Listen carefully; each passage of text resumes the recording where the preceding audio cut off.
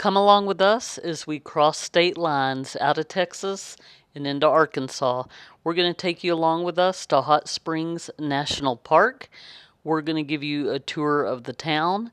I've been here many times before, but this is our first time vlogging about it.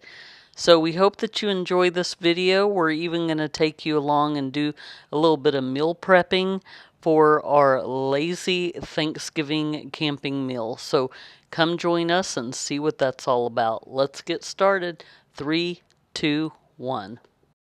To bypass the meal prep, skip to 3 minutes and 30 seconds. Before we go on our camping trip, I had a bunch of apples that a dear friend of mine gave me that I wanted to go ahead and use up and incorporate into some of our meal prepping for this trip.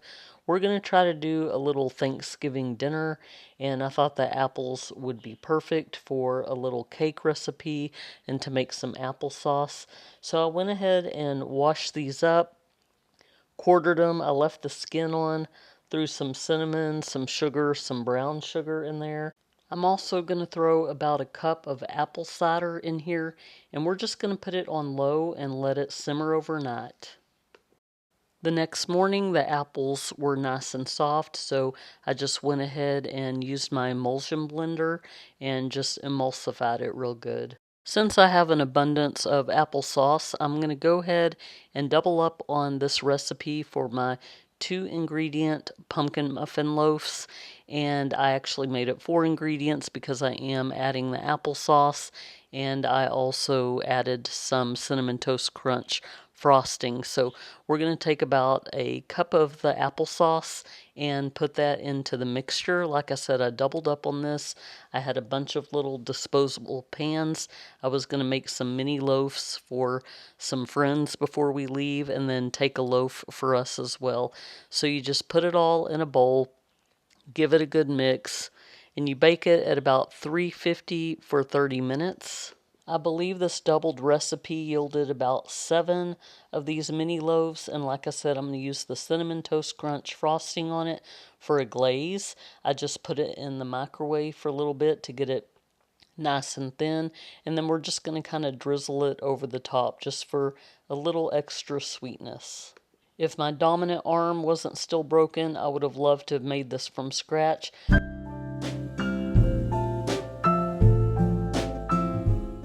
Every year we order a couple of smoked turkeys from Greenberg in Tyler, Texas.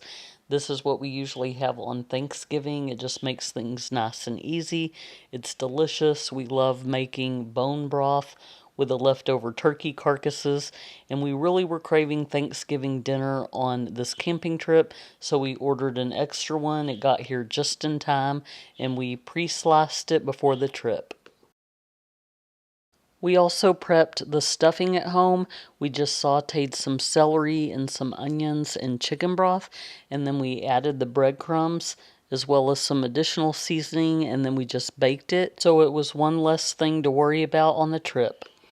Time was running out and I was getting pooped. I didn't want to prep one more side for this trip, so I decided to go ahead and do the green bean casserole at the campsite. 2 cans of green beans, a can of cream of mushroom soup, the French fried onions, and for this recipe I am going to be adding this Old English cheese as well as some bacon bits. Don't knock it till you try it. This is really good. Now let's go. Before we get on the road, Corey wanted to replace a piece of material that was starting to peel on our bench. He's been doing a lot of research online and watching some YouTube videos on how to change the material yourself. I was very proud of him. He did a really good job matching this with the rest of the furniture. Pop it on here. Pop it like it's hot. So we decided to stop off in Jefferson, Texas on our way to Hot Springs, Arkansas. From where we live north of Houston, this is about a halfway mark. This is a very charming town. I've been here before, but it's been decades. They are known for all their bed and breakfasts, and it's just very quaint. It's like stepping back into Mayberry. So come along with us, and we're going to go place our orders to go because we got to get on the road. So we were able to park our camper right down the street from the main drag here in Jefferson. Let the pups get out and stretch their legs a little bit, get a drink of water. This was a little neat shop that sold coffee, and they had a lunch counter, and they had a lot of candy and a lot of souvenirs. I didn't film much in here, it was very crowded. It's a good thing this antique store was closed because we really just need to get back on the road. We still have 3.5 hours of a drive, but luckily we have an upcoming trip to Caddo Lake, which is very close to Jefferson, and we'll come explore the town more when we come on that trip. For lunch, we stopped off at Kit's Cornbread. I heard a lot of good things about this place. The woman who found it said that she discovered this wonderful accident when she was out of bread, but she wanted a sandwich, so she used some day-old cornbread, and it was just this delicious invention. Now, I will tell you, this is a slow-paced, small-town living. It took quite a while for them to even notice us at the door, but that's how it is in these small towns. So you better allow yourself for some time to get some food to go here. I got the Irish pastrami Swiss on jalapeno cornbread, and then the broccoli salad, which looks really good. Hazel approves. Hazel's like, that does smell good.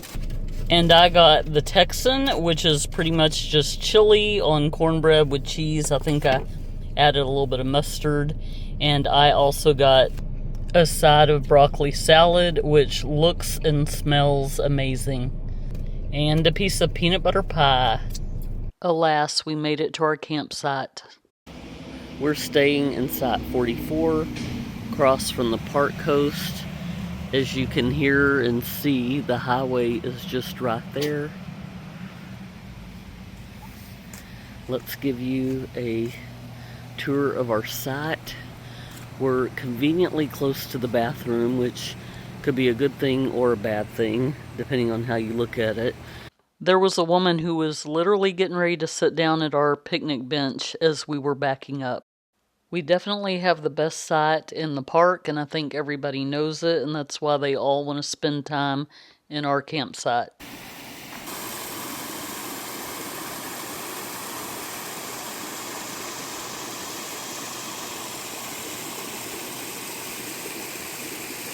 We have a nice picnic table.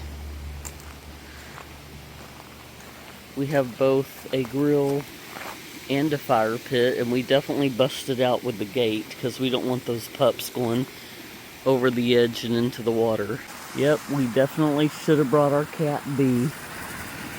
She could have had a little playmate. We could never get her to go on a leash. He's just watching the water. Hi, cutie. If you stay at our site, you're going to watch out for these missing rocks. You got one here,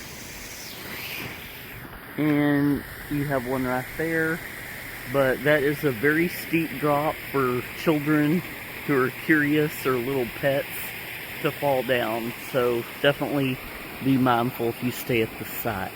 After a long travel day, it felt good to relax. There are 2 bathhouses that are still in operation on Bathhouse Row, and the one we decided to go to was Quapaw. You got to get there early when they open. It's first come, first serve. Quapaw is the more modern bathhouse, and the other one is Buckstaff. It's more traditional. Don't forget your waterproof shoes, and cameras are not permitted in the pool area. We wanted to go check out the visitor center. I'm not sure if it was closed due to the government shutdown or something else. Next, we went to lunch at Superior Bathhouse, which is a converted bathhouse that they turned into a brewery. All the water that is filtered through the beer and all the drinks is from the springs. Full disclosure, I thought the service was lacking here. When we arrived, it was not that busy, and I usually try to withhold judgment because I've got 2 children who are servers in the industry, and I was a server back in the day, so I try to be really patient, but I thought the service was absolutely terrible. The food was good, but the service was so bad that I probably won't be going back if I'm ever in the area. We had some beer cheese, pretzels. I had a Philly cheesesteak sandwich, sweet potato fries, and an awesome marshmallow dip. They have water filling stations all over the hot springs area, and there was this place that Corey found while I was soaking in the bathhouse, and it's where all the locals go, so it wasn't terribly crowded. Bucket list time. This is to make hot chocolate from the hot springs. This is my pistachio from World Market. Olivia and I decided to go check out a local thrift store, and if I'm being completely honest, I am so sick of how TikTok makes so many things trendy, and definitely thrift stores are trendy right now, so they jack up the prices to where it's just ridiculous and nobody can afford anything. And I'll say for all the souvenir shops on Bathhouse Row, that's the situation. Things are just really overpriced, so it just kind of zaps the fun out a little bit, but it was fun to window shop. I did have a good time.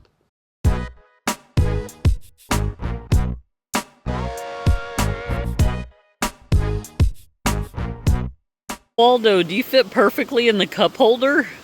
Is that your new hangout spot? This is so funny. If I fits, I sits. Are you a pup cup? We found out that there was a documentary film festival in the area yesterday when we were on Bathhouse Row, which probably explains why it was so crowded. So Corey and I decided to do a do-over and come down here while it was really early and just go check things out. I am fascinated with the architecture here. We've been here multiple times, but every time I come, I am just fascinated. Hot Springs, Arkansas is unique because it's home to the only national park that protects a geothermal spring system in the United States. And it's an urban national park where the natural springs are in the middle of a city. The city's history is a healing and spa destination preserved on Bathhouse Row, and it's also got a past of being the gambling mecca where a lot of gangsters hung out and where a lot of well-known baseball players did their spring training. There was an uncovered parking lot next to us for $8 an hour, but Corey found this garage behind Fat Bottom Girls Cupcakes that's only $1 an hour. So if you go park, make sure you park there. You look so chill, Hazel. Christmas tree lights are going up. And here is Fat Bottom Girls Cupcakes. This is where you want to park behind. And here is Buckstaff. This is the other bathhouse that's still in operation. Ozark Bathhouse is now a cultural center that is used for various venues. Now let's go check out some of the hot springs that are located throughout the city. You can take a phone tour of hot springs by downloading a self-guided audio tour app. Some people might think that this water is too hot to touch. It feels just like my bath water at home, but I think that some people think you could cook a lobster in my bath water, so just use your discretion. It is really awesome to see all the steam rising from the hot springs. Now let's go take a walk on the Grand Promenade. You can either take these stairs or there is a place that is wheelchair accessible. And as you can see, there's all these hot springs throughout the walking trail that goes above Bathhouse Row. The Grand Promenade is a national recreation trail that runs parallel to Bathhouse Row. It's behind the bathhouses and it's about half a mile long and it's made entirely out of brick. This inspiration for the design came from a pedestrian walkway in Havana, Cuba.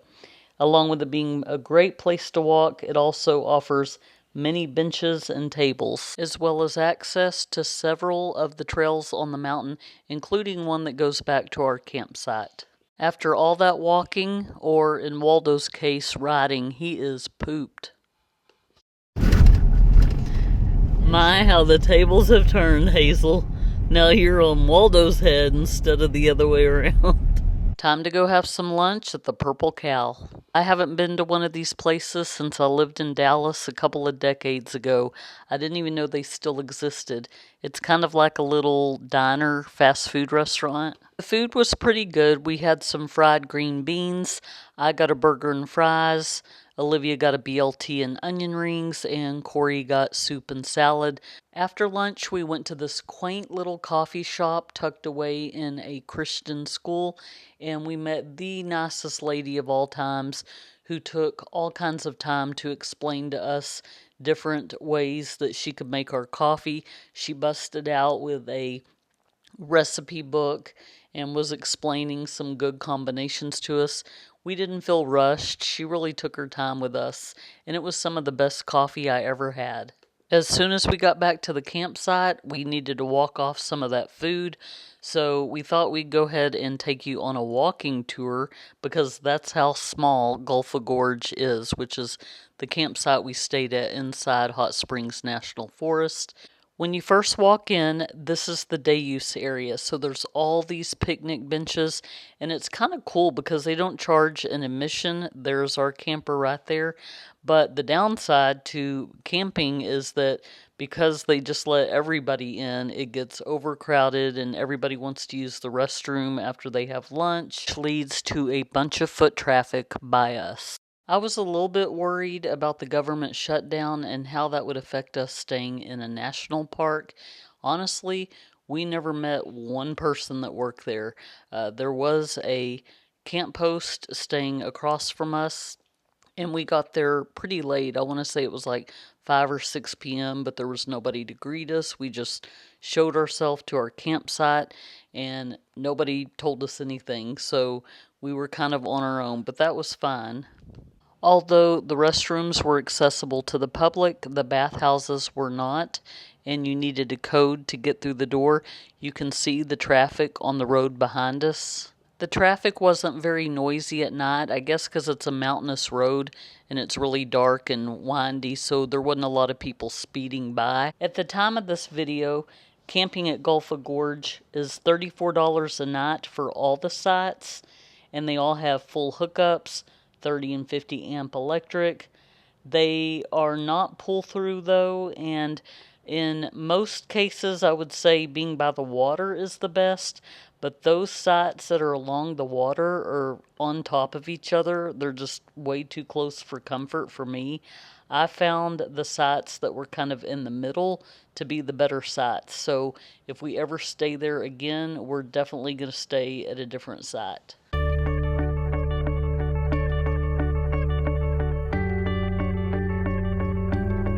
Here is 20. It's got really good shade. A lot of space. Right by the amphitheater through those trees. But you would need to walk a little bit further to see or hear the creek.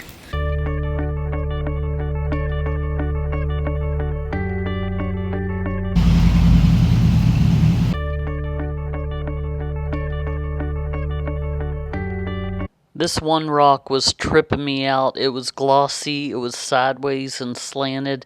I made Corey go across first so he could help me over. My knee is still jacked up, so I'm not trying to fall in the water and go down a creek.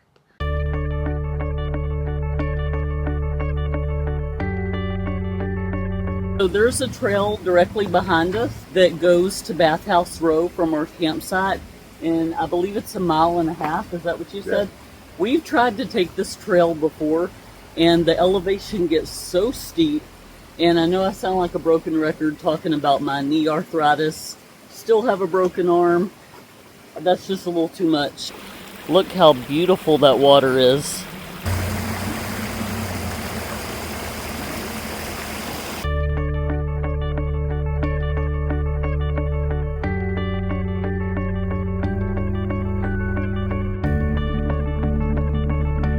We kind of had this trip planned for months, thinking, we'd be able to see the fall leaves and stuff, but it's been so warm here that they're just barely starting to turn now. There's a few trees with red leaves, but nothing like it was supposed to be because it's so unusually warm. It's usually 10 to 15 degrees cooler here than it is at home, but it's the same temperature. Last year we missed the changing of the leaves by about 1 week. Yeah, we were right? too late. At Lost Maple, and now we're too early. Yeah. We're gonna have to time it right one of these days. It's hard to do when you have to book months in advance. That's true. You just never know what the weather's going to be like. There were all these creepy white bugs that looked like pieces of lint that were falling all over us, and the pollen was crazy.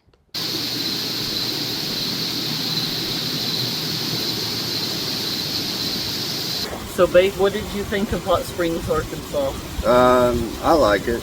It's a long drive up here, but the campground's real nice. The sites are kind of close, but you're next to a creek, so that's good, and you're close to town.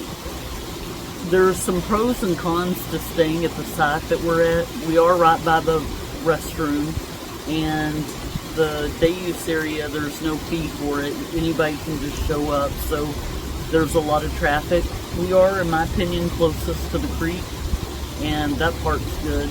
Another drawback to our campsite was there were a lot of looky-loos who were from the day use area that might just not know the unwritten rules of respecting the boundaries of someone's campsite. We often had people walking through our campsite, even with us right there, sitting at our picnic bench, looking at the water, and that was kind of awkward. It's also awkward when you have unfriendly neighbors and you're on top of each other. I forgot to mention earlier with our lazy Thanksgiving dinner, we're having Bob Evans mashed potatoes and brown gravy with onions in a can from Walmart. This stuff is delicious, can't be beat, and is so simple to throw together. We spent our last night camping, just relaxing by the water. It was a great leisurely time. We really enjoyed our stay here in Hot Springs, Arkansas. We ended the night with roasting some marshmallows. Pro tip before you leave Hot Springs, Arkansas, make sure that you brought a lot of empty water bottles to fill up with that delicious free hot spring water that's full of minerals and healing properties. Thank you for hanging out with us. I hope that you enjoyed this video, and until next time, happy camping.